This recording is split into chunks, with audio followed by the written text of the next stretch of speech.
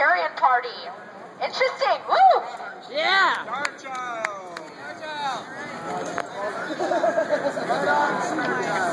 All right.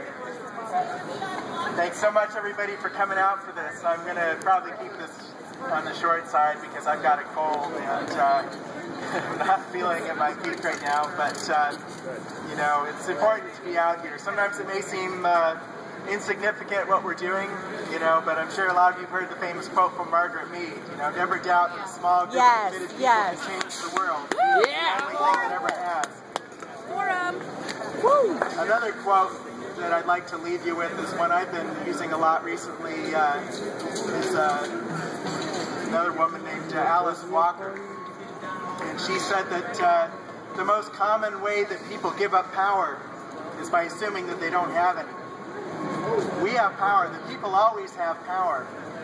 And the system to continue depends upon our obedience and our consent and our not rocking the boat. You know, because there's way more of us than there are of them. And if everyone starts thinking like an activist, you know, and we all have different skills and different abilities.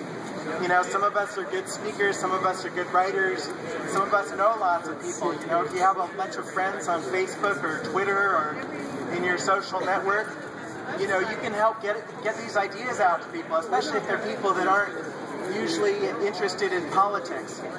You know, try to read up on enough on this stuff and learn enough about this so you can be effective in spreading the truth to the apathetic masses. Help them to understand how much lower their standard of living is, you know, because of the Federal Reserve. How the money that they have in their pocket buys less and less when they go to the store because of the Federal Reserve and its control of the money supply.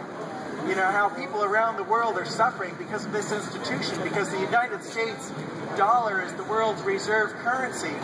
And that means when they create all this money backed by nothing, they're effectively exporting inflation to the rest of the world. And I think that's one reason why we have not had yet the financial collapse that is surely coming in this country if things don't change radically.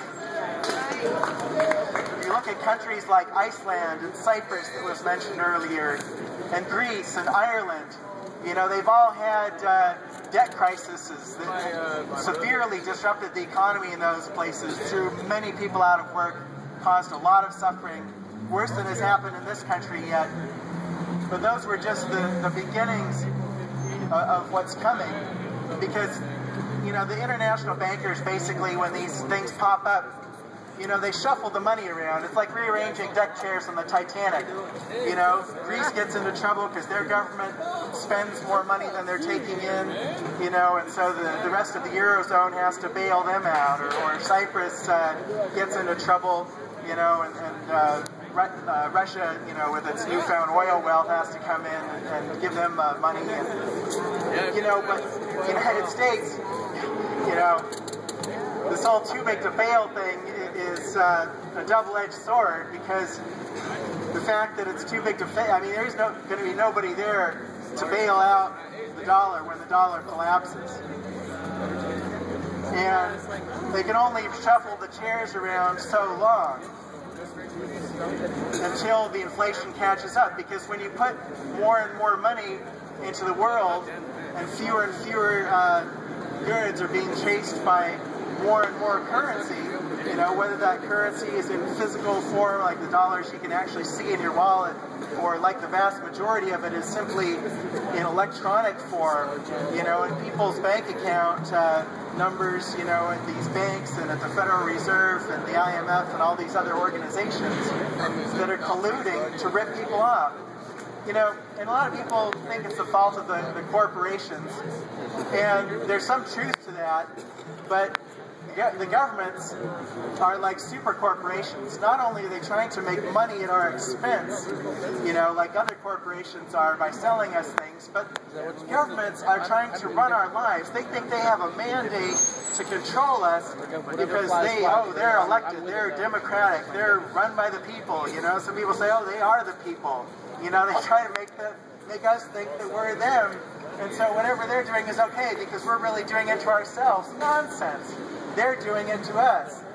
And they're representing the wealthy interests And when you raise the tax on a corporation, you know, the tax is like 30% now, corporate income tax, I believe, in this country. You know, well, the corporation, they're just going to pass that cost along to consumers in the form of higher prices, or they're going to hire fewer employees, or they're going to pay the employees less. You know, their CEOs and their executives are still making the good money. You know, and the people in the top levels of government are still making the good money. And it's like a revolving door there between the two, so neither one of them have a problem with the other. Mouth to the speaker closer so it really echoes out. Try not to speak right under the thing so the people following me doesn't get a cold here. Anyway, I'll wrap this up. Again, I encourage you, please, you know, when you go home, think about this and think what you can do to spread this message beyond the core of people that know and care about this stuff, because it's not an easy thing to do. It's a complicated subject, and it's not, you know, traditionally a sexy, quote-unquote, subject. And so it's easy for people to ignore it and not pay attention to it. But the fact is that it's hugely important who controls the money. And as long as any government has a monopoly on the money, and we do not have the choice of which currency to use, they are going to be exploiting us financially. And they'll have all kinds of hidden ways of doing it, from bailouts to inflation to, you know, secret loans and all the rest of this. So please, go out and think like an activist, and remember that the power that you have can change the world. Yeah. Thanks, Ed.